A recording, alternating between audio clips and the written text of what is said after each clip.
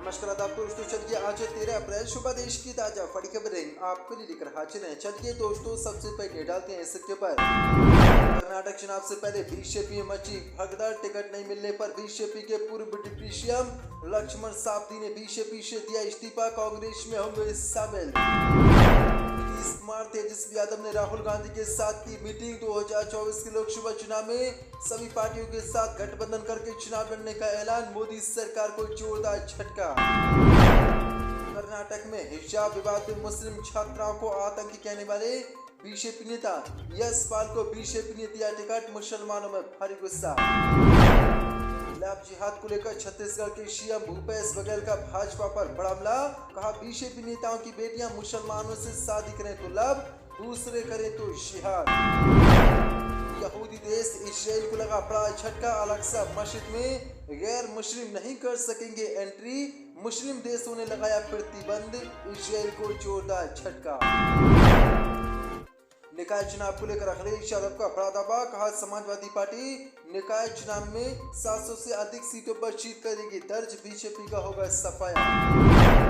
झारखंड के रांची में बीजेपी के कई नेताओं पर दंगा भड़काने का लगा आरोप, बीजेपी के पूर्व सीएम सहित 5 सांसद 3 एमएलए सहित 41 के खिलाफ एफआईआर दर्ज, सभी बीजेपी नेता जाएंगे जेल। तो दोस्तों, सभी खबरों को एक एक कर विस्तार से आपको बताने वाले वीडियो को आप अंत तक जरूर देखें और वीडियो को दिल से लाइक कर दें। इसी के साथ बड़ी खबर के शाम में कर्नाटक चुनाव से पहले बीजेपी में मची भगदड़। टिकट नहीं मिलने पर पूर्व डिप्टी सीएम लक्ष्मण सावदी ने भाजपा से दिया इस्तीफा, 64 पदें।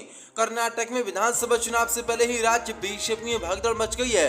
टिकट को लेकर कर्नाटक बीजेपी में बगावत के सुर तेज हो गए हैं। इस बीच बड़ी अपडेट निकल के सामने कर्नाटक के बीजेपी के पूर्व डिप्टी सीएम लक्ष्मण सावदी ने अथानी निर्वाचन क्षेत्र से टिकट नहीं मिलने के बाद विधान परिषद सदस्य और बीजेपी की प्राथमिक सदस्यता से इस्तीफा दे दिया है। इस्तीफा देने के बाद उन्होंने कहा कि मैंने अपना फैसला कर लिया है, मैं भीख का कटोरा लेकर घूमने वालों में से नहीं हूँ, मैं एक स्वाभिमानी राजनेता हूँ, मैं किसी के बहकावे में आकर काम नहीं कर रहा हूँ। बीजेपी ने मुझे टिकट नहीं दिया, इसलिए मैं बीजेपी और विधान परिषद सदस्य से आज इस्तीफा देता हूँ। जो बड़ी अपडेट निकल के सामने कर्नाटक में 10 मई को वोटिंग होनी है, लेकिन इससे पहले ही बीजेपी को आज ये बड़ा झटका लगा है। इसी के साथ बड़ी खबर लोकसभा चुनाव को लेकर नीतीश कुमार तेजस्वी यादव ने राहुल गांधी के साथ की मीटिंग, सभी पार्टी को एकजुट करने का ऐलान, मोदी सरकार की बड़ी मुश्किलें, 64 पदें। देश में अगले साल 2024 में होने वाले लोकसभा चुनाव के लिए बिहार के सीएम नीतीश कुमार और बिहार के डिप्टी सीएम तेजस्वी यादव ने कल बुधवार को कांग्रेस नेतृत्व के साथ एक मीटिंग की। बिहार के दोनों नेताओं ने कांग्रेस अध्यक्ष मल्लिकार्जुन खड़गे, राहुल गांधी से ये मीटिंग की है। 2024 के लोकसभा चुनाव के मद्देनजर इस मीटिंग में बीजेपी के खिलाफ अधिक से अधिक विपक्षी पार्टियों को एकजुट करने और देश के लिए विपक्ष का दृष्टिकोण सामने रखने का निर्णय लिया गया है। राहुल गांधी ने इस बैठक को विपक्षी एकजुटता के लिहाज से ऐतिहासिक करार दिया और कहा कि विचारधारा की लड़ाई को मिलकर लड़ा जाएगा। उन्होंने कहा कि विपक्ष को एकजुट करने में बहुत ऐतिहासिक कदम उठाया गया है, ये एक प्रक्रिया है, देश के लिए विपक्ष के दृष्टिकोण को विकसित करेंगे। जितनी भी पार्टियां हमारे साथ चलेंगी उनको साथ लेकर देश में विचारधारा की लड़ाई को लड़ेंगे। संस्थाओं और देश पर जो आक्रमण हो रहा है उसके खिलाफ हम एक साथ मिलकर खड़े होंगे और 2024 में होने वाले लोकसभा चुनाव में सभी पार्टियों के साथ लेकर सभी पार्टियों से गठबंधन करके बीजेपी के खिलाफ चुनाव लड़ेंगे। जो बड़ी अपडेट निकल के सामने, महागठबंधन 2024 के लोकसभा चुनाव में मोदी सरकार के खिलाफ बनने जा रहा है।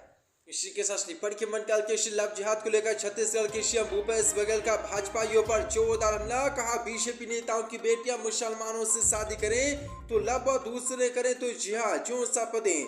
छत्तीसगढ़ के सीएम भूपेश बघेल ने आज लव जिहाद को लेकर भाजपा पर बड़ा हमला बोला है। सीएम भूपेश बघेल ने कहा कि बीजेपी के लोग लव जिहाद की बातें करते हैं। बीजेपी पार्टी के बड़े नेताओं की बात करें तो जिस बेटी की शादी मुसलमान से हुई वह लव जिहाद नहीं है क्या? छत्तीसगढ़ के सबसे बड़े बीजेपी के नेता की बेटी पता नहीं कहां है, उनसे पूछो भला वह लव जिहाद नहीं है क्या? छत्तीसगढ़ के सीएम भूपेश बघेल ने कहा कि बीजेपी नेताओं की बेटियां अगर मुसलमानों से शादी करें तो लव, अगर दूसरे करें तो जिहाद। वाह क्या बात है भाजपाइयों, जो बड़ी अपडेट निकल के सामने आ रही है।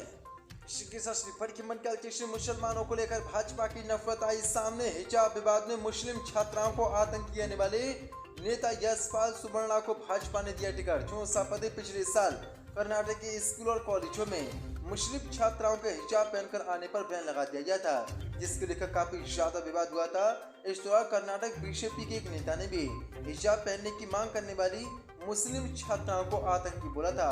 इसी नेता को अब बीजेपी ने कर्नाटक विधानसभा चुनाव में उम्मीदवार बनाया है। दरअसल आपको बता दें, बीते मंगलवार को बीजेपी ने आधी रात को अपने उम्मीदवारों की पहली सूची जारी कर दी। इसमें उडुपी विधानसभा क्षेत्र से यशपाल आनंद सुवर्णा को टिकट दिया गया है।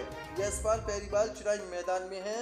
इसी ने हिजाब प्रदर्शन के दौरान मुस्लिम छात्राओं को आतंकी बताया था और कहा था कि जो देश के कानून को पालन नहीं करता है, कानून का पालन नहीं करता है, वो सब मुस्लिम छात्राएं देशद्रोही हैं और आतंकवादी हैं। लेकिन बीजेपी ने इसी विवादित नेता को टिकट दिया है।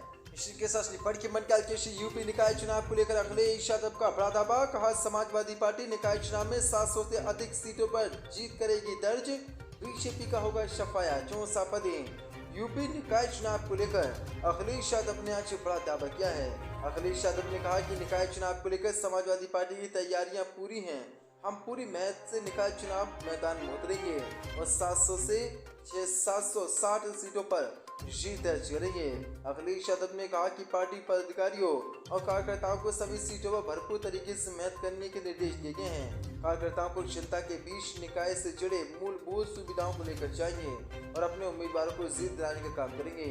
उन्होंने कहा कि पार्टी की ओर से सभी नगर निगम में उम्मीदवारों की जल्द घोषणा की जाएगी। इस पर मंथन जारी है। जल्दी ही पहले चरण के उम्मीदवारों की सूची जारी कर दी जाएगी।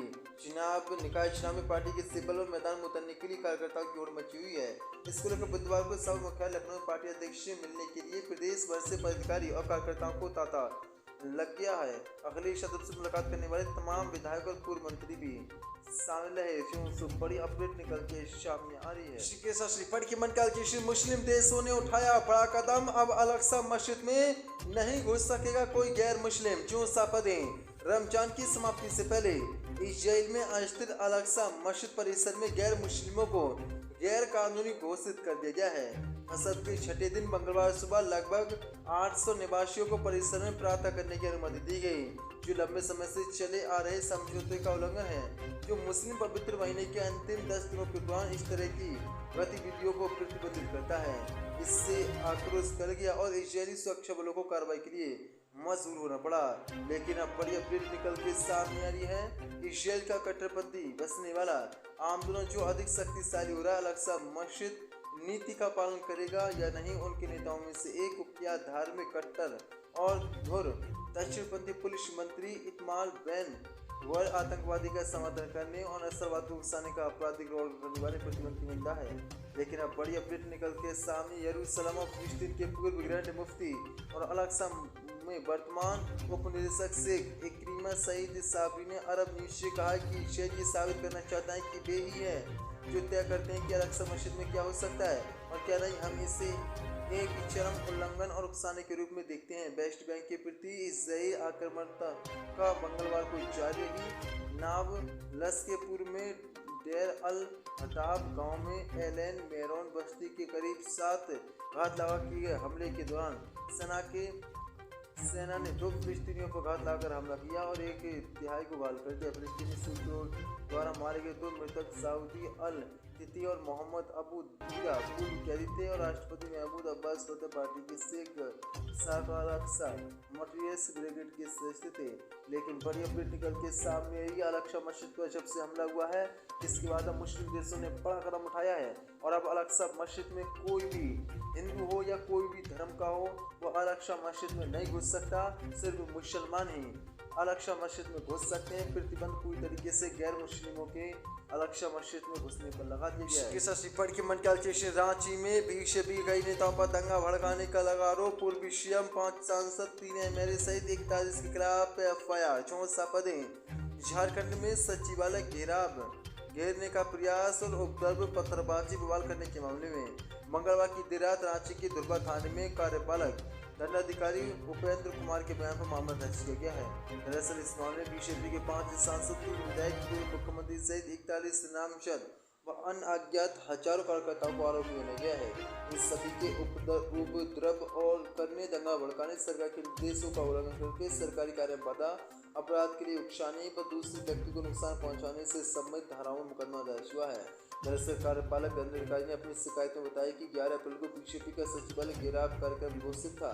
इसकी रांची के उपायुक्त व एसएसपी ने संयुक्त रूप से अधिकारी व सुरक्षा बलों की तैनाती संबंधी आदेश जारी किया था। वहीं शांति व्यवस्था के लिए दुर्बा गोल चक्कर से चांदनी चौक घटिया तक 11 अप्रैल की सुबह 8 बजे से रात के 11:30 बजे तक धारा 144 लगाया था। इसके बावजूद बीजेपी के सभी नामजद आरोपित और अज्ञात कार्यकर्ताओं ने बैरिकेडिंग उखाड़ने व हटाने का प्रयास किया, साथ ही उपद्रव मचाने लगे। ड्यूटी पर तैनात पुलिस बल व दंडाधिकारी को निशाना बनाते हुए बोतल फेंका, पत्थरबाजी की। पुलिस अधिकारी व जवानों ने इन्हें रोकने का प्रयास किया, लेकिन